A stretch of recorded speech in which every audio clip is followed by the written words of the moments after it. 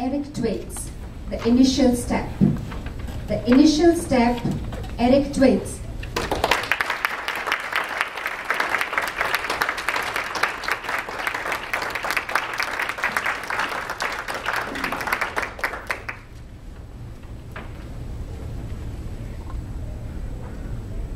Have you ever had a single encounter that completely changed your life? So there I was. It was March of 2002. I'd scheduled a meeting with Ron, my recruiter, determined to figure out what my next career move would be. Now, contest master, fellow Toastmasters, and honored guests, I was at a crossroads moment in my life. Although I was a 31-year-old executive in the automotive field and I appeared to be doing well, I couldn't ignore the voice inside that said, Eric, there's got to be more. Have you ever felt like there's got to be more? I told Ron about my idea of pursuing pharmaceutical sales. It was the up-and-coming field, and I had quite a few friends that were doing well. Ron told me, Eric, that sounds like a pretty good idea, except for one small detail. I'm looking at your background, and there isn't a manager in his right mind that would hire you. But aside from that, it's a great plan. Go for it. He then asked me a profound question. What do you really want to do? Well, Ron, I want to do something where I can earn a good salary and not have to work weekends. That doesn't answer the question, Eric. What do you want to do? I want to do something that I'm good at. You still didn't answer the question, Eric. What do you want to do? And there was silence. For the first time, I realized that I didn't know what my true calling in life was. Eric, what are you passionate about? And what would you try if you knew that you wouldn't fail?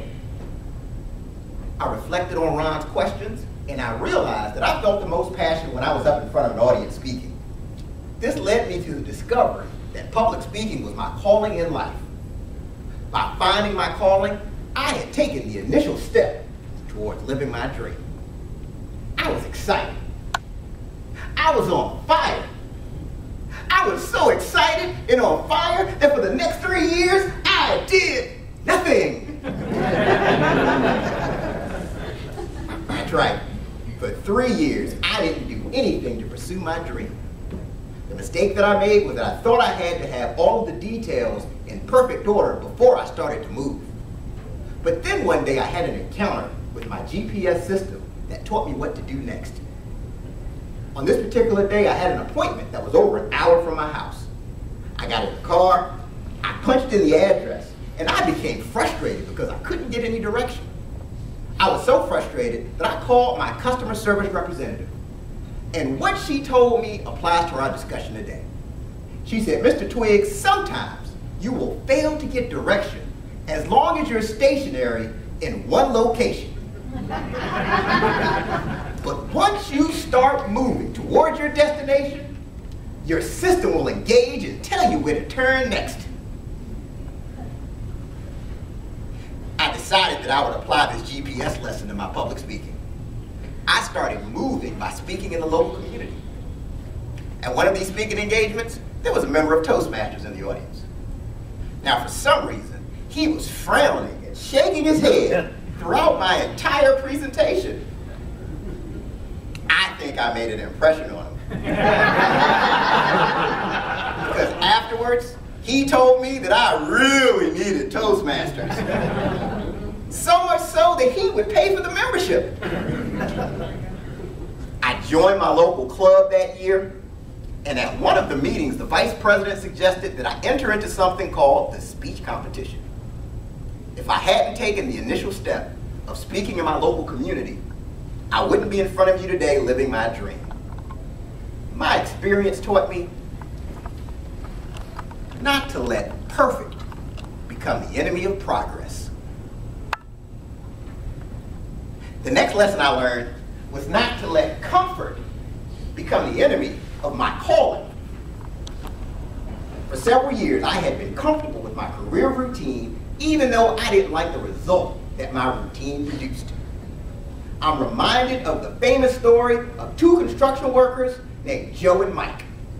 Joe and Mike were on the construction site one day, and they were about to have lunch. As they opened their lunch boxes, Joe says to Mike, "Bologna again. I just hate bologna. This is the third day this week that I've had bologna."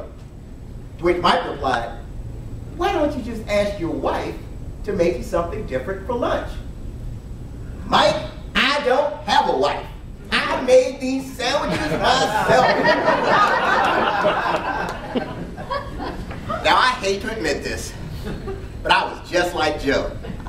I was comfortable in my routine. I complained about the result, even though at the end of the day, I was responsible. If you're tired of the same bologna, you can change the menu by taking the initial step towards your dream. Remember, don't let perfect become the enemy of progress. And don't let comfort become the enemy of your calling. And as I go to my seat, I leave you with this final question. What is the initial step that you need to take to start living your dream? Madam Contest Manager.